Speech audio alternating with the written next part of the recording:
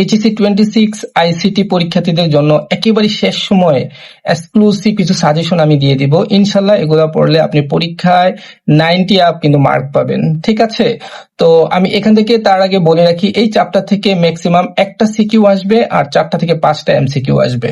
ওকে, এই টপিকগুলো আমি শেয়ার করছি। প্রথমে আপনি গ্লোবাল ভিলেজ এই টপিক থেকে এমসিকিউ পেতে পারেন, একটা দুইটা এমসিকিউ আসতে পারে। গ্লোবাল ভিলেজের এই জায়গাটা একটু দেখতে পারেন যে ফ্রিল্যান্সিং এর জন্য কোন কোন ওয়েবসাইট গুলা বেশি ইউজ করা হয়, যেমন আপনারা জানেন ফাইবার, আপওয়ার্ক, এগুলো। তো দেন আপনারা ভার্চুয়াল রিয়েলিটি এই টপিকটাকে খুব ভালো করে পড়বেন, এখান থেকে কিন্তু সিকিউ তৈরি হবে। তো ভার্চুয়াল রিয়েলিটি কি আসতে পারে, এখানে একটা ডেফিনেশন দেখবেন ভিআর এর, আর এটার অ্যাপ্লিকেশন কোথায় কোথায় আমরা ভার্চুয়াল রিয়েলিটি ব্যবহার করি। কতগুলো এক্সাম্পল আপনারা জানেন যে ড্রাইভিং সিমুলেশন বা ফ্লাইট সিমুলেশন, এগুলোতে কিন্তু ভার্চুয়াল রিয়েলিটির ইউজ করা হয়। দেন আমরা পরবর্তী টপিকটা একটু ভালো করে দেখবো, এআই, আর্টিফিশিয়াল ইন্টেলিজেন্স। এখান থেকে আপনার সিকিউ আসার চান্স কম, এখান থেকে আসবে এমসিকিউ আর 1-2 প্রশ্নের উত্তরের জন্য এরকম আসতে পারে যে আর্টিফিশিয়াল ইন্টেলিজেন্স কাকে বলে। তবে আর্টিফিশিয়াল ইন্টেলিজেন্সের টাইপস আছে, একটু টাইপস গুলা দেখবেন। ঠিক আছে, আর্টিফিশিয়াল ইন্টেলিজেন্স এতটুকু হলে হবে। দেন আমরা রোবোটিক্স, এই রোবোটিক্সটা একটু দেখবো। রোবোটিক্স থেকে আমরা একটু ভালো করে রিডিং পড়ে নিব, রোবোটিক্স কাকে বলে। তবে এখানে ইম্পর্টেন্ট হচ্ছে যেটা, সেটা হচ্ছে রোবোটিক্স এর স্ট্রাকচার তৈরি করতে আমাদের কোন কোন বিষয়ের উপর নলেজ লাগে, ওই সাবজেক্ট গুলোকে একটু লিখে রাখবেন। ঠিক আছে, আর আমি একটা জিনিস এখানে মিসিং করেছি যে এআই এর একটা টুলস আপনার পড়তে হবে, সেটা হচ্ছে যে কোন কোন ভাষা, মানে কোন কোন প্রোগ্রামিং ল্যাঙ্গুয়েজ, যেমন প্রোলগ, লিস্প, এই ভাষাগুলো ইউজ করে কিন্তু এআই তৈরি করা হয়। ঠিক আছে, ভাষাগুলো একটু পড়ে ফেলবেন।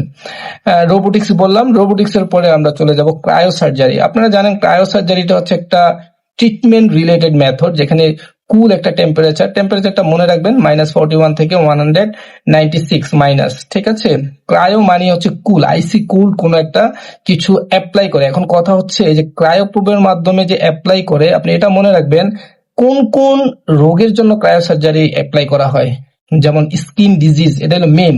এছাড়াও আরো আছে, রোগগুলোকে একটু দেখবেন। ঠিক আছে, আর আরেকটা হচ্ছে এখানে কোন কোন গ্যাস অ্যাপ্লাই করা হয় ক্রায়ো সার্জারির জন্য। আপনি শুধু লিকুইড, নাইট্রোজেন, তরল এটা জানেন, এছাড়া আরো কিন্তু কিছু গ্যাসেস আছে, ওগুলো একটু দেখবেন, তাহলে এখানে হয়ে যাবে।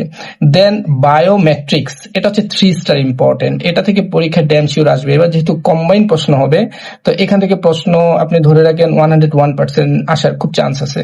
তো বায়োমেট্রিক্স এর কি পড়বেন, বায়োমেট্রিক্স এর টাইপস, একটা হলো আচরণিক, আর একটা হচ্ছে কি আপনার ফিজিওলজিক্যাল, মানে শারীরিক। এই শারীরিকের মধ্যে আপনি যেটা ভালো করে দেখবেন সেটা হচ্ছে ডিএনএ আর হচ্ছে ব্লাড, এগুলোর মাধ্যমেই কিন্তু মূলত আমরা ডাটা মাইনিং করে আমরা কিন্তু মানুষকে শনাক্ত করতে পারি। এটা মেইনলি সিকিউরিটি পারপাস বায়োমেট্রিক্সটা ইউজ করা হয়। তো আপনি বায়োমেট্রিক্স এর A to Z খুব ভালো করে পড়ে ফেলবেন, বিহেভিয়ারের কোন কোন নামগুলো আছে আর আপনার শারীরিক কোন কোন নামগুলো আছে, এগুলাকে একটু লিস্টিং করে পড়ে ফেললেই মোটামুটি প্রশ্নে চলে আসবে।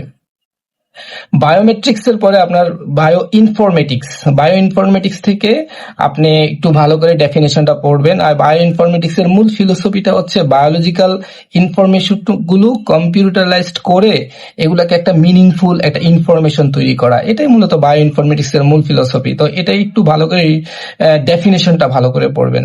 দেন আপনারা চলে যাবেন, বায়ো ইনফরমেটিক্স হয়ে গেল জেনেটিক ইঞ্জিনিয়ারিং। মনে রাখবেন বায়ো ইনফরমেটিক্স এর তথ্য বা ইনফরমেশন গুলো মূলত কাজে লাগিয়ে নতুন কোনো কিছু তৈরি করাটা হচ্ছে জেনেটিক ইঞ্জিনিয়ারিং।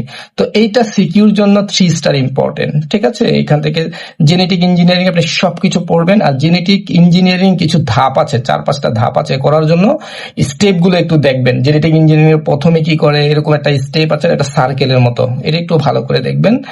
আর লাস্টে যেটা বলবো সেটা হচ্ছে যে ন্যানো টেকনোলজি। এখনকার সময় কিন্তু ন্যানো টেকনোলজির সবচেয়ে বেশি চাহিদা। তো ন্যানো টেকনোলজির আপনি A to Z সবকিছু পড়বেন। মনে রাখবেন ন্যানো টেকনোলজি মূলত একটা অ্যাটমিক টাইপের টেকনোলজি, যেখানে আমরা কি করি অনেক ছোট, মানে একটা টেকনোলজি কতটা টাইনে মানে ছোট থেকে আরো ছোট করা যায়, এটা নিয়েই মূলত ন্যানো টেকনোলজি কাজ করে।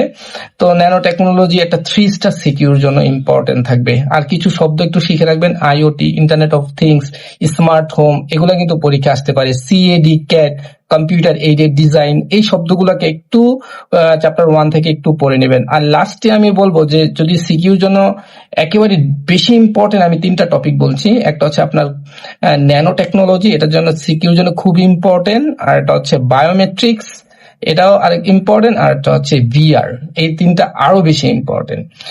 তো আপনারা এই কন্টেন্ট গুলাকে প্লিজ একটু পড়ে যান, তাহলে ইনশাল্লাহ পরীক্ষায় অনেক ভালো হবে। তো অবশ্যই আমাকে পরীক্ষা শেষে জানাবেন যে আপনাদের পরীক্ষা কেমন হয়েছে। ধন্যবাদ।